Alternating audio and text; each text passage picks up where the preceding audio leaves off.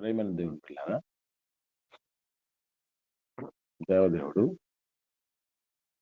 తన కృపను మనకు అనుగ్రహించి తన సన్నిధి కాంతిని ప్రసరించడానికి ఈ రోజు కూడా మనకు అనుగ్రహించినందుకు ఆయన పరిశుద్ధ సన్నిధిలో ఆయన ఇచ్చే దిశానిర్దేశాల ద్వారా ఆయన వాక్యము మన పాదములకు దీపంగా ఉంచడంతో సిద్ధపడినందుకు తండ్రి అయిన దేవునికి క్రీస్తు ద్వారా కృతజ్ఞతాస్తుతి స్తోత్రాలు చెల్లిస్తూ లేకునే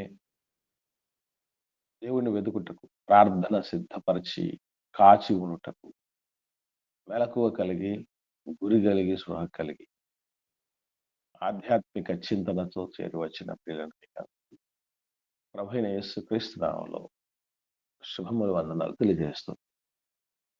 గడిచిన దినాన్ని మనం నా జనులను పోనిమ్ము అనే దేవుని పిలుపును తరచుగా నిర్గమకాండంలో కనబడుతున్నటువంటి విధానం మనం చూసాం. కేవలం నిర్గమకాండం మాత్రమే కాదు, అందులో ఉన్న 8వ అధ్యాయం మాత్రమే కాదు, మొత్తం త్రూఅవుట్ బైబిల్ పరిశుద్ధ గ్రంథం మొత్తం గమనించగలిగితే దేవుడు నిత్య విమోచకుడిగా ప్రతి తరాల్లో కనబడతాడు.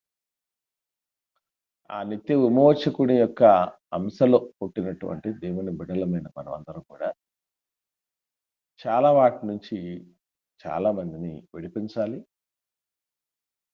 భౌతికంగాను ప్రపంచంలో కొన్ని రకాలైనటువంటి వ్యసనాల నుండి బయటపడేయటం కంటే ప్రధానమైన విమోచన కలగ చేయాల్సింది పాపము నుండి విడుదల, సాతాను బంధించిన బంధకాల నుండి విడుదల. ఇవి రెండు చేసేటటువంటి ఆత్మరక్షకులుగా మనం అందరం ఎదగాలని అందుకొరకే మీరు సర్వలోకానికి వెళ్ళి స్వార్థను ప్రకటించండి, బాప్తిస్మాలు ఇవ్వండి, బోధించండి, వారిలోనికి క్రీస్తు సారూప్యాన్ని తీసుకురండి, రాకడ కొరకు సిద్ధపరచండి అని ప్రభు ఇచ్చినటువంటి ఒక మహా ఆజ్ఞ. ఇందులో మనం ఎక్కడున్నాం అన్నటువంటిది ఒకసారి మనం ఆత్మ పరిశీలన చేసుకోవాలి. ఇక మిగిలినటువంటి 3 అన్వయాలు ఉన్నాయి నిర్గమకాండ 8వ అధ్యాయానికి సంబంధించి. ఆ 3 అన్వయాల్లో చిట్ట అన్వయం చాలా ప్రధానమైనది.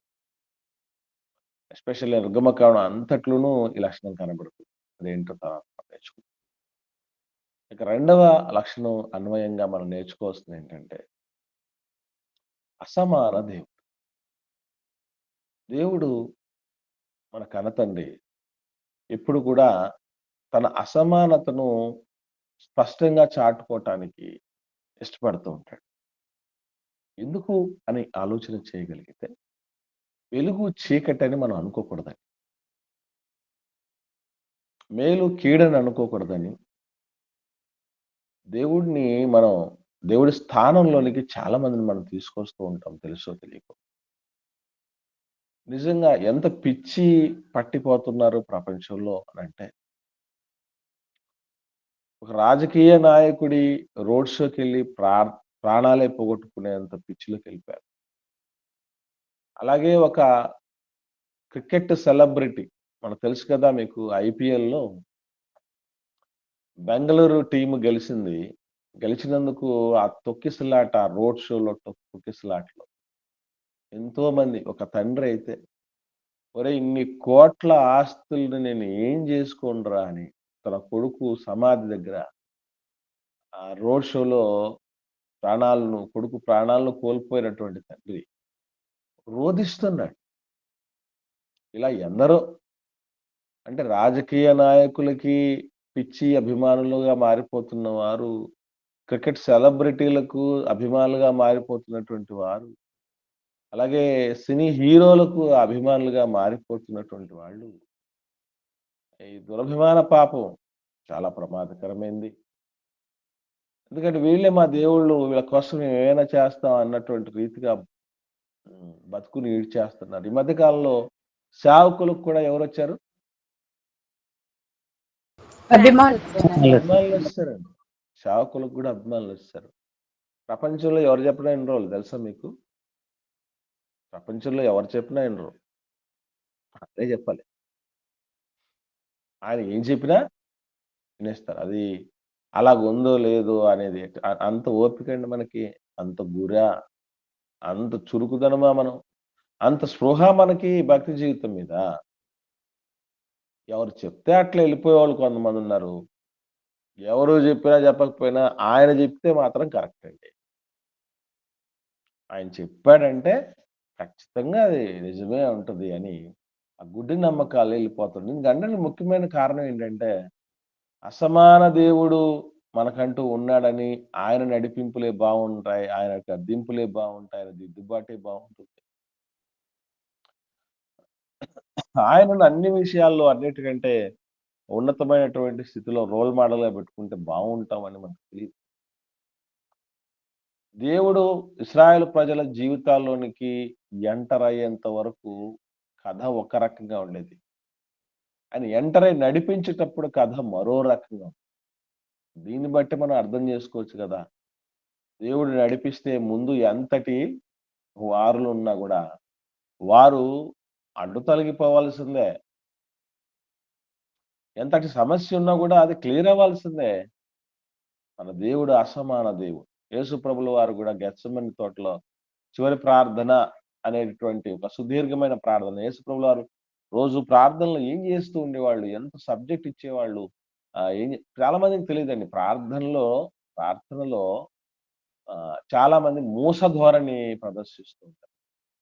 అది కాదు. నిజంగా ప్రతిసారి ప్రార్థనలో ఇంతకుముందు చెప్పాను మీకు. దైవజనుడైన మోషే చేసిన ప్రార్థన అని ఒక కీర్తనకు పేరుంది. ఎవరికన్నా గుర్తొచ్చిందా? ఏ కీర్తన అది? 91వ కీర్తన. వెరీ గుడ్ అమ్మ. 90 91 90 సార్.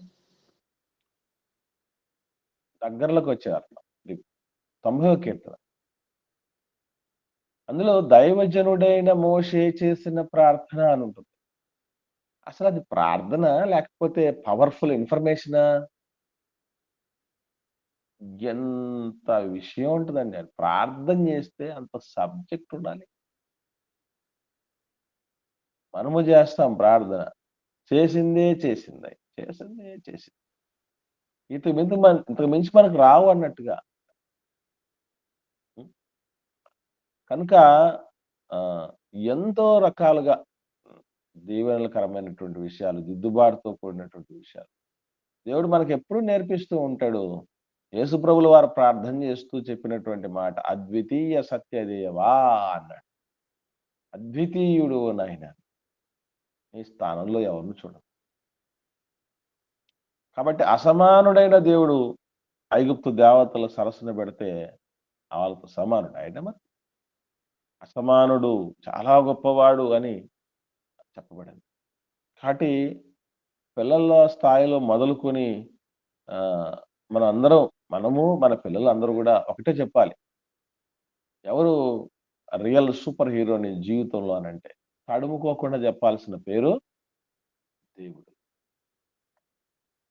ఎప్పుడైతే ఆయన గురించి అంత నూరిపోస్తామో, అప్పుడు ఆ బిడ్డల యొక్క ఉజ్వల భవిష్యత్తుకు ఇక తిరిగే లేదు. కానీ అలా పెంచేవాళ్ళు, అలా చెప్పేవాళ్ళు, అలా నేర్పించేవాళ్ళు ఎవరున్నారు? ఎందుకు లేరు అనంటే, అలా చెప్పేవాళ్ళు ఎవరున్నారు? అసలు తెలిసినోళ్ళు ఎంతమందున్నారు? మనకు తెలుసా ఫస్ట్ ఆఫ్ ఆల్ అన్నటువంటి విషయం ఉంది. ఏ అర్ధరాత్రో, అపరాత్రో మీటింగ్స్‌కెళ్ళినప్పుడు, బయట పరిచర్యల మీద వెళ్ళినప్పుడు, లేదంటే ఇంట్లో సంబంధించి అప్పుడప్పుడు ఏదన్నా అప్ అండ్ డౌన్స్ వచ్చినప్పుడు చాలా లేట్ అవుద్దండి నిద్రపోవటం. కానీ తెల్లారి లేచేస్తాం. కారణం ఏంటి అనంటే, నా దేవుడు, నా తండ్రి, ఆయన పిల్లలు నిర్లక్ష్యానికి గురి కాకూడదు. వారు ఆశతో వస్తారు రోజు. ఆ పిల్లల్ని సంతృప్తి పరచగలగాలి. అది నా ఒక్కడి వల్ల అయ్యే పని కాదు. దేవుడి సహాయాన్ని అర్థించాలి. ఆయన ఉంచిన నమ్మకాన్ని వమ్ము చేయకూడదు. నన్ను నేను ఊహించిన దానికంటే, అడుగు వాటికంటే, ఊహించు వాటికంటే అధికంగా నాకిచ్చాడు నాకు. మరి అటువంటి దేవుడిని నేను ఎందుకు బాధపెట్టాలి? ఆయన అద్వితీయతకు నేనెందుకు భంగం కలుగజేయాలి అనే భావన. ఏవండీ ఈ అసమాన దేవుడు అన్నటువంటి ఆ భావజాలం మన జీవితంలో మనం ఎప్పుడైతే కలిగి ఉంటామో, మన ప్రియారిటీస్ మారిపోతాయండి. మనకి ఏ అసెట్ వచ్చినా, ఏ ప్లస్, ఏ సంపద లాంటిది వచ్చినా కూడా, మనకి ఏ తలాంతు లాంటిదున్నా, ఏ అవకాశం ఉన్నా, ఏ సమయం వచ్చినా, ముందు నా దేవుడికి కేటాయించాలి. నా తండ్రికి ఈ ప్రియారిటీ ఇవ్వగలగాలి. అంటే మీరెప్పుడైనా ఆలోచన చేయండి. ఇంట్లో పెద్దవాళ్ళు ఉంటే, లేదా భార్యాభర్తలు లాంటి వాళ్ళు ఉండినప్పుడు, వాళ్ళకు ప్రియారిటీ ఇవ్వాలి. వాళ్ళకొక స్థానం ఇవ్వాలి. వాళ్ళకు విలువనివ్వాలి. ఆ విలువనివ్వకపోతే ఏం జేస్తారోళ్ళు? ఏం జేస్తారండి? మన మన ఇంటోళ్ళే, మన సొంతోళ్ళే అనుకోండి. మనం వాళ్ళకివ్వాల్సిన విలువనివ్వలేదండి. వాళ్ళకివ్వాల్సిన స్థానం ఇవ్వలేదండి. ఏం జేస్తారండి వోళ్ళు?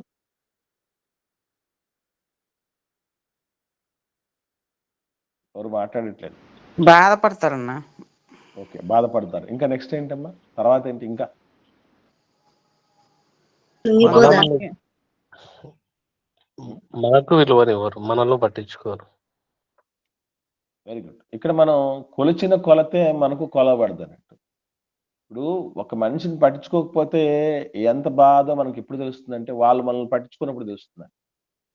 ఇప్పుడు ఒక చిన్న లాజిక్ ఏంటంటే, దేవుడిని ఒక గొప్ప వ్యక్తిగా మనం చూడలేనప్పుడు, నిన్ను నన్ను ఎలా చూస్తాడాయన? ఎంతమంది ఉన్నారనుకుంటున్నారు జనాలు భూమి మీద? భూమి మీద ఒకటేనా? అటు పరదేశంలో ఉండే వాళ్ళని, ఇటు నరకంలో పాతాళంలో యాతన పొందే స్థలంలో ఉన్న వాళ్ళని, పరలోకంలో ఉన్న దూతలని, భూమి మీద దాదాపు 800,00,00,000 జనాలని, ఇంతమందుంటే మనల్ని కాన్సంట్రేట్ చేయాలంటే మరి ఆ యూనిక్‌నెస్ మనలో ఉండదు మరి.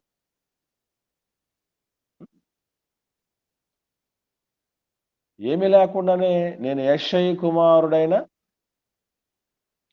దావీదును కనుగొంటిని. ఈ మాట నీ గురించి, నా గురించి ఎందుకు చెప్పలేడు దేవుడు? అంతమంది జనాలుంటే ఇశ్రాయేల్ మధ్య ఒక్క దావీదుని ఎందుకు మాట్లాడుతున్నాడు దావీదు గారిని? యోబు గారి గురించి ఎందుకు మాట్లాడుతున్నారు? భూమి మీద ఏం జనాలు లేరేంటండి? సాతాను దగ్గర మాట్లాడేటప్పుడు అంత పెద్ద సభలో. అది ప్రియారిటీ. దేవుడికిచ్చిన ప్రియారిటీ, దేవుని ప్రజలకిచ్చిన ప్రియారిటీని బట్టి, భక్తి జీవితంలో ఎదగాలన్న ప్రియారిటీని బట్టి, అద్వితీయ సత్యదేవుడు మన జీవితంలో ఉనికి కలిగి ఉన్నాడు, సజీవంగా ఉన్నాడు అనేది మనకు అర్థం అవుతుంది. మనకేముందండి, ఆపదొస్తే తప్పుడు దేవుడు ఆపద వస్తే తప్ప దేవుడికి అర్థం కాడు. సమృద్ధిలో అసలు అర్థం కాడు. కన్‌ఫ్యూజన్‌లో అస్సలు మనకు గుర్తే రాడు. ఇంకేం ప్రియారిటీ? అసమాన దేవుడాయన. ఎంత గొప్ప దేవుడంటే. శత్రువు సైతం మారి ఆయన పాదాల దగ్గరకొస్తే క్షమించి బతుకును ప్రసాదించేంత గొప్ప దేవుడు. శత్రువు అన్నవాడు, నష్టం కలగజేసినవాడు. ఇష్టం వచ్చినట్టు అపార్థం చేసుకుని ఆయన తిట్టినటువంటి వాడు సైతం మారిపోయి వచ్చాడంటే గుండెల్లో దాచుకునే దేవుడు ఆయన. ఎవరండి అంతటి అసమాన ప్రేమను గనపరిచే దేవుడు?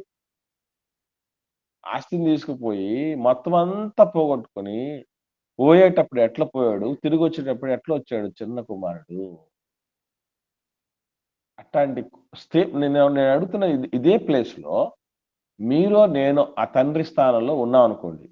నిజంగా చెప్పండి, అక్కడ తండ్రి స్వీకరించినట్టుగానే మనం స్వీకరించగలమా? ఏవండి? ఎంత ఎంత ఆయన ఎంత గౌరవం ఇచ్చాడంటే కొడుక్కి. ప్రశస్త వస్త్రాలు వెంటనే తెప్పించేసాడు. ముందు మనమైతే ఏం మాట్లాడతామంటే, ఆ! తిక్క కుదిరిందా నాయన? తత్వం తెలిసిందా? పొలోమని పోయావు గదరా! ఇప్పుడు అర్థమైందా నాన్న విలువ నీకు? ఇవన్నీ అంటే ఆహ్, పుండు మీద కారం జల్లటం, లేకపోతే పుండును కాకిలాగా పొడవటం, ఇట్లాగ చేసేటువంటి వాళ్ళమే ఉంటాం మోస్ట్‌లీ మన సొంతోళ్ళమైనా గూడా చాలా వరకు. కాకపోతే నాన్న చూస్తే ఇక్కడ ప్రశస్త వస్త్రాలు తొలగించేసి, కొత్త చెప్పులు తొలగించేసి, చేతికి కర్ర ఇచ్చి, ఉంగరం పెట్టి, కొవ్విన దూడను వధించనని చెప్పి. ఏంటి ఆ సంబరం? ఏంటి ఆ అసమాన ప్రేమేంటి? ఎట్లా పోయి ఏం పోగొట్టుకొనొచ్చాడు? నాన్న రెక్కల కష్టం అండి. తండ్రి ఆస్తి అండి. ఎన్ని సంవత్సరాలు నిద్రలేని రాత్రులు గడిపి, అవమానాలు పొంది, బాధలు పొంది, శరీరాన్ని కృషింపజేసుకొని సంపాదించిన దానిని ఇంత నాశనం చేసొచ్చితే దాన్ని స్వీకరించే మా పరిస్థితి. అంత అసమానుడు మన దేవుడు అన్నటువంటి విషయం మనం గమనించాలి. జీవితంలో ఆయనన్నా, ఆయన సేవన్నా, ఆయన విషయంలో మనం స్పృహ కలిగి ఉండటమన్నా చాలా స్పెషల్‌గా పెట్టుకోవాలి. వన్స్ దేవుడన్న పరిస్థితి, ఆ పదము, ఆ ప అది వచ్చిన వెంటనే ఆ ప్రియారిటీస్ మారిపోవాలండి. మారిపోవాలి. ఒక సోదరుందండి. ఆమె ఝాన్సీ లక్ష్మీబాయి వంశీకురాలు. రాజవంశీకురాలు. ఝాన్సీ లక్ష్మి గారికి మునిమనవరాలవుతుంది. దేశవ్యాప్తంగానే గుర్తింపు పొందినటువంటి ఇప్పుడు లీడర్. ఒక హిందీ పండిట్‌గా ఇప్పుడు హై స్కూల్ హెడ్ మిస్ట్రెస్‌గా పనిచేస్తున్నారు. అంత గొప్ప నేషనల్ హ్యూమన్ రైట్స్ కమిషన్‌కి మహిళా అధ్యక్షురాలామె. జాతీయ మానవ హక్కుల కమిషన్‌కి మహిళా అధ్యక్షురాలు. ఆ బిడ్డండి నిజంగా ఎంతో మంది ఆత్మీయ బిడ్డలని నేను చూశాను. చాలా చోట్లకి వెళ్లి పరిచర్యల నిమిత్తం వెళ్లి చూసి. ఆ అమ్మాయి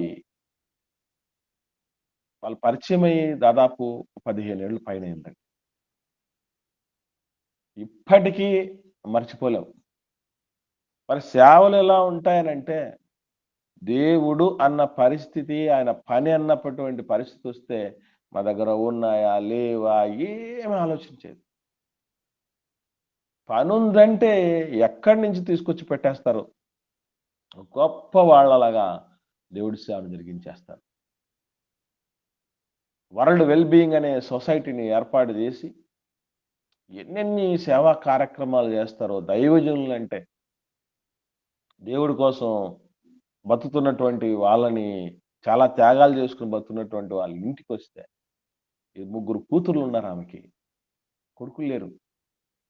ముగ్గురు కూతుర్లు, తల్లి అందరూ వచ్చి ఒకరు ఒక చెయ్యి పట్టుకొని నొక్కుతారు. ఇంకొకరు ఇంకో చెయ్యి పట్టుకొని నొక్కుతారు. ఒకరు తలంటుతారు. ఒకరు కాళ్ళు పట్టుకొని పిసుకుతారు. ఏం కావాలో తీసుకొచ్చి పెడతారు. ఏంటి వీళ్ళ పరిస్థితి ఏంటి ఇదంతా ఏంటంటే, దైవ ప్రతినిధులు మీరు ఎంతో సేవ చేస్తున్నారు. మీలాంటోళ్ళకి ఇలాంటివి చేయకపోతే మాకెక్కడ అని దైవజనులు చూసే విషయం గావచ్చు, పేదలను ఆదుకునే విషయం గావచ్చు, దేవుని పరిచర్య ఉన్నతంగా చేసే విషయం గావచ్చు. కారణం ఎందుకిలాగంటే, దేవుడన్నా, దేవుడి మాటన్నా అంత గురి ఫస్ట్ టాప్ ప్రియారిటీ వాళ్ళకివ్వాలి. ఇప్పటికీ ఇప్పుడు ఎవరైతే న్యూ పెన్షన్ సిస్టమ్ ఉంది గదా! న్యూ పెన్షన్ సిస్టమ్‌కి సంబంధించినటువంటి ఎంప్లాయీస్‌కి అందరికి గూడా రాష్ట్ర అధ్యక్షురాలండి. ఎంతో ఉన్నతమైన పదవులు అధిగమించి, కలిగి ఉండి, ఇంటి నిండా అవార్డులు, రివార్డులే. ఎన్నెన్నో ఉత్తమ ఉపాధ్యాయురాలుగా గూడా అవార్డులు ఎన్నో పొందుకుంది. ఎందరో నాయకులు తెలుసు.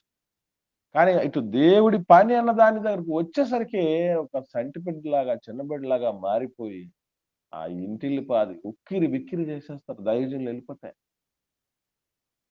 దేవుడి పనిని అరే! ఎట్లనా చేయాల్సింది అన్నట్టు ప్రియారిటీ దేవునికి ఇవ్వాలి. అసమాన దేవుడికి అసమాన సేవ చేయాలి. అందుకే రేపు మనం కన్ను మూసే సమయానికి మనం ఏం జేసొచ్చాం అనంటే, ఆ లెక్కలు వేసినప్పుడు ఎవరితోనో పోల్చినప్పుడు మనం ఎవ్వరికి దరిదాపులు గూడా పోలికలోకి రాకూడదు. నేనైతే ఎప్పుడు అదే అనుకుంటూ ఉంటాను.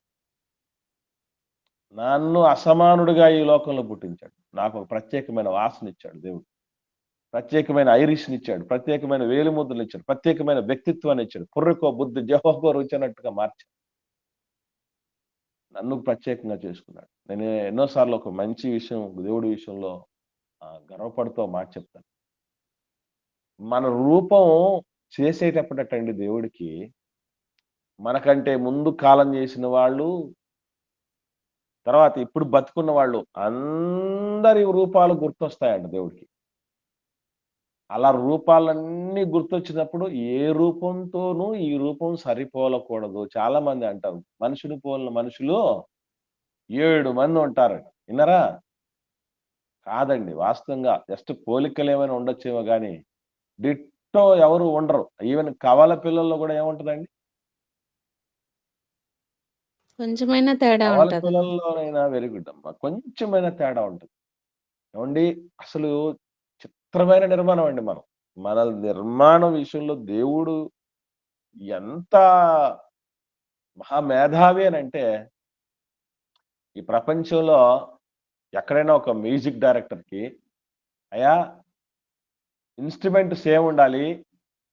ఆ పిచ్ స్థాయి సేమ్ ఉండాలి. కానీ డిఫరెంట్‌గా రావాలి సౌండ్ బయటికి అన్నారనుకోండి. చేయగలడా మ్యూజిక్ డైరెక్టర్? ఒకే ఇన్‌స్ట్రుమెంట్‌ను ఉండాలి. ఇప్పుడు ఒకటే ట్రాజడీగా వాయించాలి నువ్వు.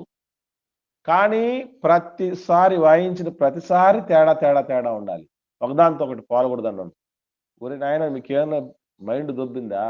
అసలు ఎవరు అట్లా జేస్తారు? సేమ్ ఇన్‌స్ట్రుమెంట్‌ను సేమ్ ఒకవేళ సిట్యుయేషన్‌కి సేమ్ అలాగే వస్తది. ఎట్లా మార్పొస్తది అంటాడు. ఇల్లు కట్టే తాపి మేస్త్రికి ఎక్కడుండాల్సిన తలుపులు అక్కడే ఉండాలి. ఎక్కడుండాల్సిన కిటికీలు అక్కడే ఉండాలి. ఎక్కడుండాల్సిన బాత్రూమ్ అక్కడే ఉండాలి. ఎక్కడుండాలి కిచెన్ అక్కడే ఉండాలి. ఎక్కడుండాల్సిన హాల్ అక్కడే ఉండాలి. కానీ ఇల్లుకు తేడా ఉండాలి అన్నారనుకోండి. ఎవడు జేస్తాడు? కానీ దేవుడు చేశాడు. ప్రపంచంలో ఎవ్వరికైనా ముక్కు ఎక్కడుంటదండి? కళ్ళ కిందే ఉంటదన్న. ఆ! కళ్ళ కిందే ఉంటది. మూతి పైనే ఉంటది. Same place. Same organ. కానీ డిఫరెంట్. Same face. ఫేసులన్నీ గూడా సేమ్. కళ్ళు అట్లాగే ఉంటాయి. అక్కడున్న కళ్ళే సేమ్ కళ్ళే మళ్ళీ. అక్కడుండాల్సిన కళ్ళు, అక్కడుండాల్సిన చెవులు, అక్కడుండాల్సిన నోరు. ఏ ప్లేస్‌లో ఏముండాలో అలాగే ఉంటాయి. కానీ ఎవ్వరితోనూ ఎవరు సరిపోలకుండా ఉండాలంటే, నా రూపము నా దేవుడు నాకివ్వటానికి 800,00,00,000 మంది మొఖాలను గుర్తుబెట్టుకొని నాకు ప్రత్యేకమైన రూపాన్నిచ్చాడు. నా తండ్రి నాకిచ్చిన ఈ ప్రియారిటీ నేను నా తండ్రికి ఎలా ఇవ్వాలి? అసమానమైనటువంటి భక్తి చేయాలి. అసమానమైన సేవ చేయాలి. చేస్తున్నారా? మనలో ఒక తేడా డిఫరెన్సీ ఉండాలి. ఇస్తున్నారా? మనతో ఎవరు గూడా సరిపోలకూడదు. ఏది పని పట్టుకుంటే దేవుడిలో అసమానమైనటువంటి వ్యక్తిత్వం మనలో ఉండగలగాలి. ఎందుకంటే మన తండ్రి అసమానుడు. ఆ తండ్రి అంశలో పుట్టిన మనం కూడా అసమానులుగానే ఉండాలి. ఎవరికుంది ఆ తపన? ఎప్పుడొస్తదండి? ఒక్కొక్కరికి. 30 ఏళ్ళు దాటిపోయినోళ్ళున్నారు. 40 ఏళ్ళు అయిపోయినోళ్ళున్నారు. 50 ఏళ్ళు అయిపోయినోళ్ళున్నారు. 60 ఏళ్ళు అయిపోయినోళ్ళున్నారు. ఇంకెప్పుడొస్తుంది? హ్మ్. ఆ అసమాన దేవుణ్ణి గుర్తించినప్పుడు, అసమాన కుమారుడు, అసమాన కుమార్తె అన్నట్టుండాలి. భక్తుల జీవితాల్లో పోల్చినప్పుడు ఎవరితో దగ్గరగా ఉన్నట్టుంటారు చెప్పండి? ఎవరి ప్రత్యేకత వాళ్ళది. మోషే గారిదో ఒక ప్రత్యేకత. అహరోను గారిదో ఒక ప్రత్యేకత. మిర్యాము గారిదో ప్రత్యేకత. యోసేపు గారి, యెహోషువ గారిదో ఒక ప్రత్యేకత. కాలేబు గారిదో ఒక ప్రత్యేకత. ఈ ప్రత్యేకతల జాబితాలో నీది నాదొకటుందా? మనకు ఉంటదో ప్రత్యేకత. సహవాసానికి దూరం అవ్వటంలో ఒక ప్రత్యేకత. అవిధేయత చూపటంలో ఒక ప్రత్యేకత, మాట మీద నిలబడకపోవటంలో ఒక ప్రత్యేకత కదా, బలహీన భక్తిలో ఒక ప్రత్యేకత, ఇది ప్రత్యేకత. కానీ దానివల్ల ఎవరికి ఏం మేలు ఉంది చెప్పండి? మనకు మేలు కాదు, చుట్టూ ఉన్న వాళ్ళకి మేలు కాదు పిల్లరా. అందుకే ప్రత్యేకతను, అసమానతను, తండ్రి యొక్క అసమానతను అందిపుచ్చుకున్న వారసులంగా మనం ఉండాలి. ఇది మనం అన్వయం చేసుకోవాల్సిన మంచి గుణం. తర్వాత ఆలోచన చేస్తే దేవుడిది మనం అన్వయించుకోవాల్సిన మరొక మంచి మాట ఏంటంటే, నీతిమంతుల మొరను వినే దేవుడు. మోషే గారి విషయంలో మనం 2 సార్లు చూసాం. మోషే మొరపెట్టినప్పుడు దేవుడు విన్నాడు. యెహోషువ గారు మొరపెడితే మరలా ఏ మొరది యెహోషువ గారిదైతే? ఏకంగా ప్రకృతి నియమాలనే మార్చే మొర. ఏలియా గొర కూడా మొరపెట్టాడు దేవుడికి. ఏముంటది అది కూడా ఏంటి?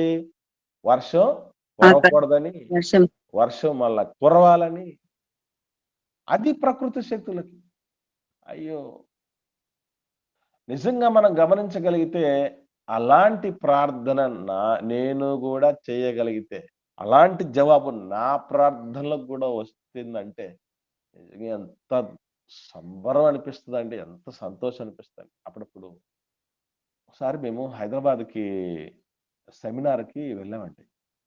మీతో చెప్పానో లేదో తెలీదు. 2020 సంవత్సరంలో. దాని తర్వాతనే కరోనా వచ్చింది. జనవరిలో సెమినార్‌కెళ్ళాము హైదరాబాద్‌లో. దాని తర్వాత ఇంక మార్చ్, ఏప్రిల్ నుంచి లాక్‌డౌన్స్ మొదలైపోయాయి.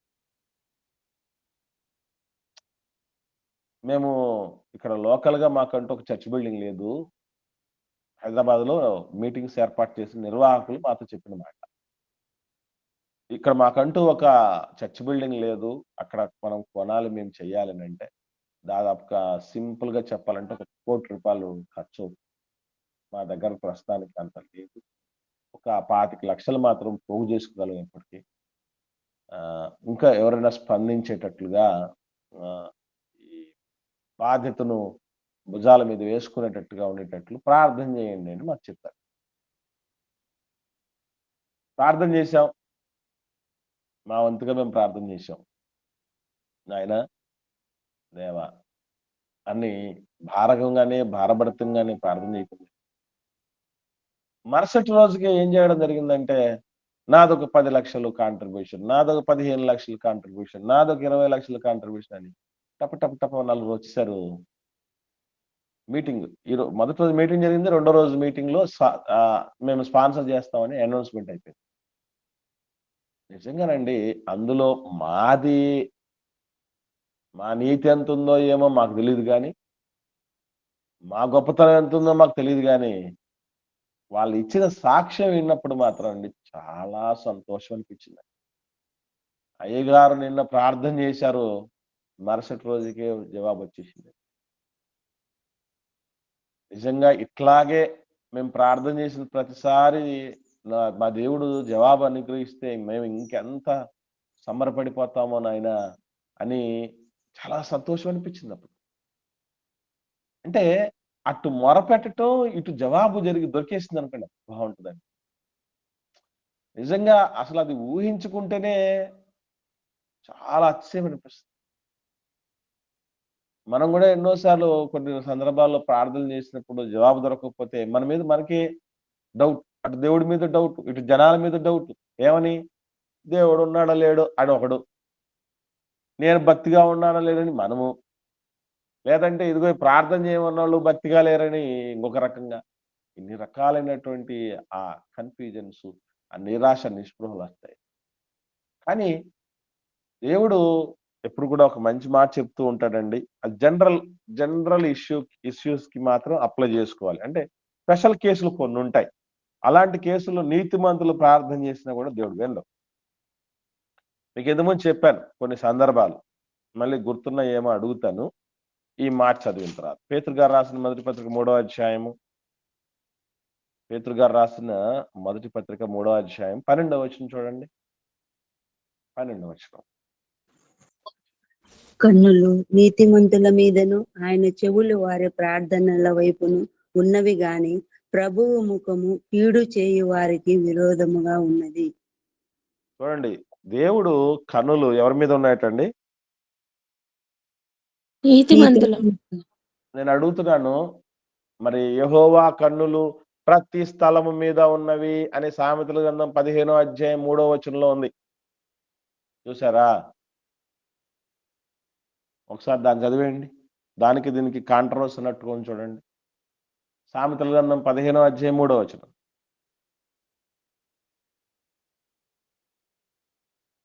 చదవండి.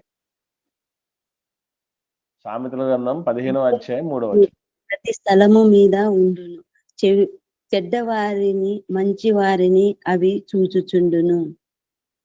ప్రభు కన్నులు ప్రతి స్థలం మీద ఉన్నాయట, చెడ్డవారిని మంచివారిని అందరినీ చూస్తున్నాయట. కానీ ఇక్కడికి వస్తే ఏమంటున్నాడు పేతురు గారు? ప్రభు కన్నులు నీతిమంతుల మీద మాత్రమే ఉన్నాయంటున్నాడు. మనం వీటిని ఎలా అర్థం చేసుకోవాలి?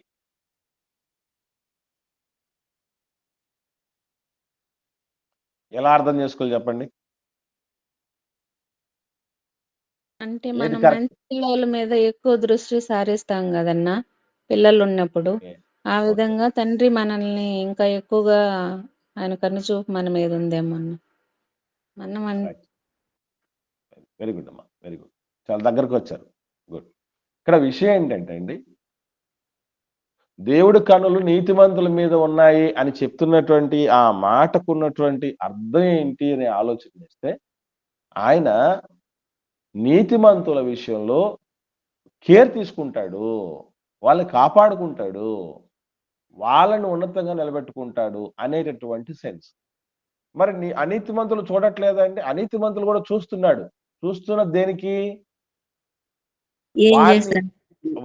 వారికి శిక్షణ ఇవ్వడానికి చూస్తున్నాడు, శిక్షించటానికి, వారి అవినీతిని బట్టి శిక్షించటానికి చూస్తున్నాడు. మనల్ని చూస్తున్న దేనికోసం? నీతిమంతులు చూస్తున్న దేనికోసం అంటే రక్షించుకోవటానికి, ఆశీర్వదించడానికి. అనీతిమంతులు చూస్తున్న దేనికోసం? శిక్షించటానికి. రెండింటికి తేడా ఉంది. ఇద్దరిని చూస్తున్నాం. ఇప్పుడు పోలీసులు ఉన్నారండి, పోలీసులు ఏం చేస్తారు చెప్పండి? మంచోళ్ళని రక్షిస్తారు, చెడ్డోళ్ళని శిక్షిస్తారు. అర్థమవుతుందా? దేవుడి కన్నులు కూడా ఇద్దరిని చూస్తున్నాయి, నీతిమంతులు చూస్తున్నాయి, అనీతిమంతులు చూస్తున్నాయి. కానీ నీతిమంతుల్ని దీవించటానికి, అనీతిమంతుల్ని శపించటానికి. ఇక్కడ చెప్తున్నటువంటి మాట దీవించేటటువంటి కోణంలో మాట్లాడుతున్నది. అందుకే ప్రభు కన్నులు నీతిమంతుల మీద ఉన్నాయని చెప్తున్నాడు. తర్వాత ఆయన చెవులు ఎవరికి వైపు ఉంటాయటండి? వారి ప్రార్థనల వైపుకు ఉన్నవి. నీతిమంతుల ప్రార్థనల వైపుకు ఉన్నాయట. కాబట్టి మనం నీతిని తప్పడం, నీతిమంతులు అంటే ఏంటో చాలాసార్లు మీకు చెప్పాను. ఏంటంటే నీతి అంటే గుర్తుందా ఎవరికైనా? ప్రభు ఆజ్ఞలను పాటించడమే నీతి. సకలమైన దేవుడి ఆజ్ఞలను పాటించినప్పుడు నీతిమంతులమని పిలువబడతాం.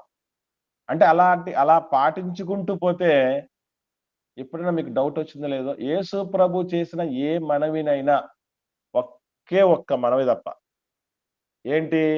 ఈ గిన్నెను నా యొద్ద నుండి తొలగించు అనేటటువంటి మనవి అనేది, అది దేవుడి సంకల్పములో లేనిది. దేవుడి సంకల్పములో లేనిదైనప్పుడు కొన్ని మన బలహీనతలను బట్టి, శరీరంలో ఉన్నాడు కదా ప్రభు, మరణం అనేది దగ్గర పడ్డప్పుడు ఎంత టోళ్ళైనా కూడా అదుపు తప్పడానికి అవకాశం ఉంటుందండి, మర్చిపోకండి. ఎవరన్నా మరణం ఛాయలు దగ్గర వచ్చినప్పుడు కొంచెం భయపడినప్పుడు, అధైర్యపడినప్పుడు దాన్ని ఆశ్చర్యంగా చూడాల్సిన అక్కర్లేదు. ఆ సిచ్యువేషన్కి వస్తే ఎవరైనా అలాంటి పరిస్థితి యేసుప్రభుకే తప్పల. ఆయన దేవుడైనటువంటి వ్యక్తికే తప్పలేదు. శరీరంతో వచ్చినప్పుడు ఆ బలహీనతలు ఖచ్చితంగా కొన్ని ఉంటాయి. ఏమంటే యేసుప్రభుల వారు కూడా ఒక మాట చెప్పాడు, ఆత్మ సిద్ధమే గాని శరీరం బలహీనం అని. శరీరం బలహీనం అని. 3 గంటల నిద్రపోయి 4 గంటలు ఏమంటే ఏమండి? తెల్లవారుజామున 3 గంటల దాకా మేలుకొని 4 గంటల నిద్రలేమంటే అవుద్దా? బలహీనం దేహం బలహీనం. ఒకవేళ లేచినా కుదురుగా ఉండలేదు. అది తూగుతూ ఉంటుంది, నీరసించిపోతుంది. దానికి రెస్ట్ ఇవ్వాల్సిందే, తిండి పెట్టాల్సిందే, జాగ్రత్తగా చూసుకోవాల్సిందే. శరీర బలహీనతను బట్టి ఆ మాట అన్న తర్వాత నాయన మరలా నీ చిత్తమే అన్నట్టు అదొక్క సిచ్యువేషన్ పక్కన పెడితే ఎక్కడ ఎప్పుడు ఎవరి కోసం ప్రభు ప్రార్థన చేసినా దేవుడు జవాబిస్తూనే ఉన్నాడు. లాజరు కోసం ప్రార్థన చేశాడు, 5 రొట్టెలు 2 చేపల కోసం ప్రార్థన చేశాడు. ఎన్నో రీతులుగా ఎందరి కోసం ప్రార్థించినటువంటి ప్రభు ఎక్కడే గాని జవాబు నో అన్నది రాలేదు. ఎందుకనంటే నీతికి కేర్ ఆఫ్ అడ్రస్ యేసుప్రభుల వారు. నీతిమంతుడు అని అంటే అందరికంటే ముందు గుర్తు రావాల్సినటువంటి పేరు ప్రభు. అందుకే ఆయన చేసిన ప్రతి మొరకి దేవుడు జవాబును ప్రసాదించాడు అనేది మర్చిపోకూడదు. ఒకసారి యేసు ప్రభుల వారి చేత పుట్టు గుడ్డివాడు బాగుపడ్డప్పుడు ఒక మంచి మాట చెప్పాడండి, చాలా అవసరమైనటువంటి విషయం. 9వ అధ్యాయం యోహాను సువార్త 31వ వచనం. యోహాను సువార్త 9వ అధ్యాయము 31వ వచనం చదవండి అక్క. దేవుడు పాపుల మనవి ఆలకింపడని ఎరుగుదము. ఎవడైనను దైవభక్తుడై ఉండి ఆయన చిత్తము చొప్పున జరిగించిన ఎడల ఆయన వాని మనవి ఆలకించును. ఎవరు మనం వినడటండి దేవుడు? పాపుల మనవి. ఇప్పుడు మీకు ఒక విషయం చెప్తున్నాను అండి. అంటే చాలా మంది మొరపెట్టారు, పాపం చేస్తూ మొరపెట్టిన వాళ్ళు ఉన్నారు. అలాంటి వాళ్ళ మొరను వినండి, పాపం వదులుకోకుండా మొరపెట్టే ఉంటాడు. ఎన్నో సందర్భాల్లో దేవుడు చెప్పిన కొన్ని మాటలు చూస్తే మనకు ఆశ్చర్యం కలుగుతుంది. ఏమన్నాడు దేవుడు? ఒకసారి చూద్దామా? సామెతల గ్రంథం 1వ అధ్యాయం. సామెతల గ్రంథం 1వ అధ్యాయం 24వ వచనం నుండి 30వ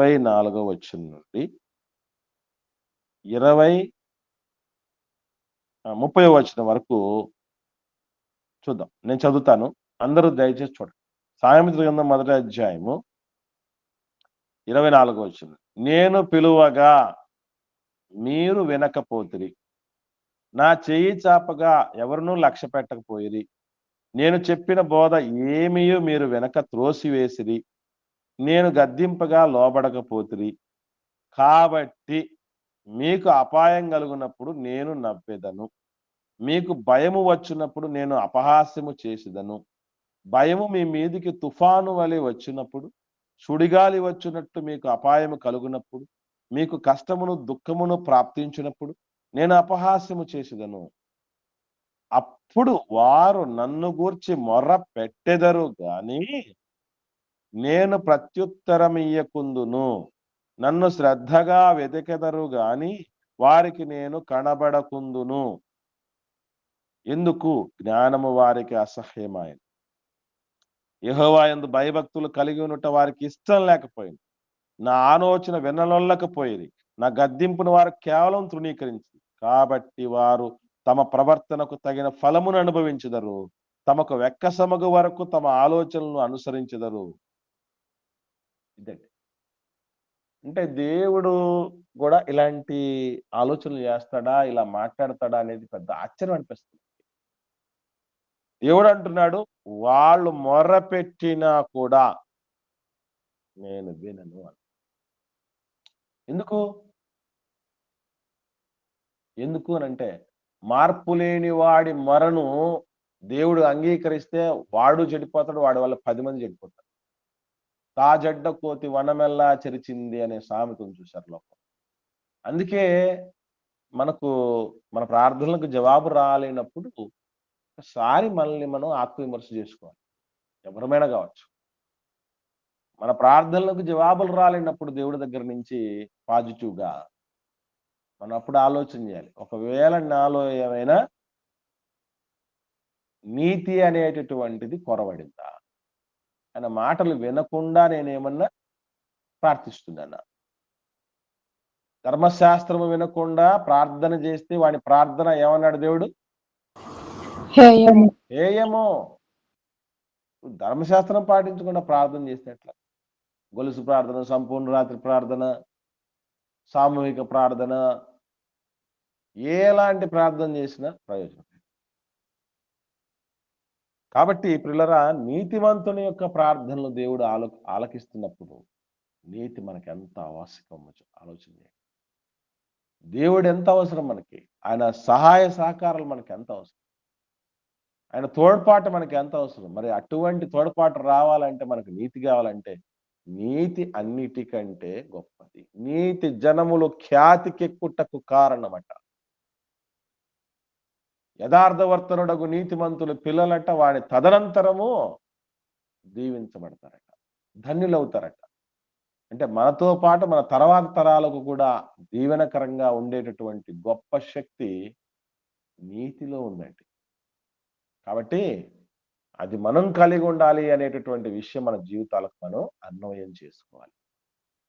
మన దేవుడు అసమాన దేవుడని, మన దేవుడు విమోచకుడని, మన దేవుడు నీతిమంతుల ప్రార్థనల వైపు చెవి పెడుతూ ఉంటాడని తెలుసుకొని మనము విమోచకులుగా, మనము అసమానులముగా, మనము నీతిమంతులముగా జీవించాలి.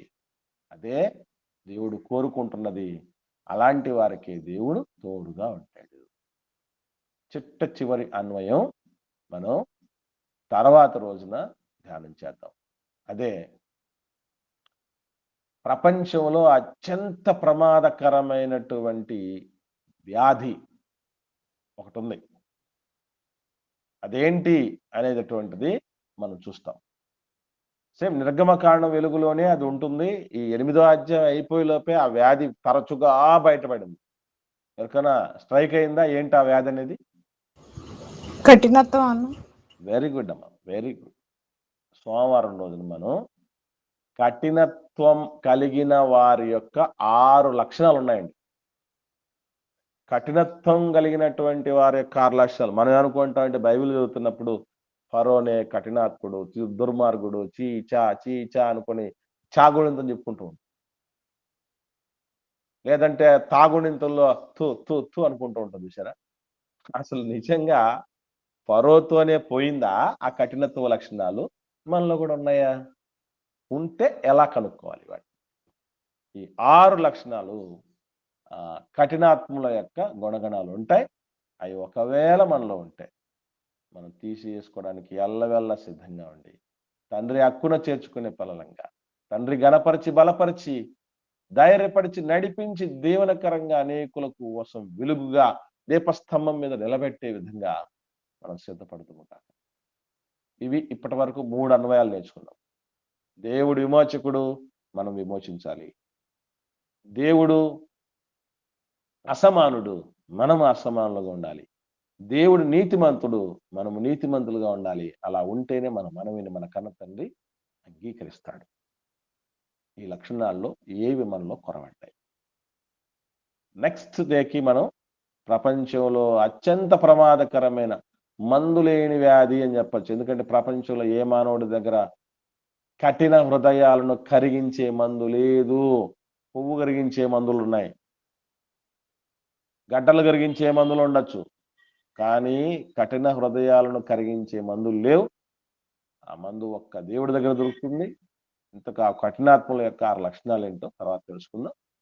ఎవరైనా ఇప్పుడు విన్న వాటిల్లో ఎవరికైనా ఏమైనా సందేహాలు ఉంటే దయచేసి అడగండి.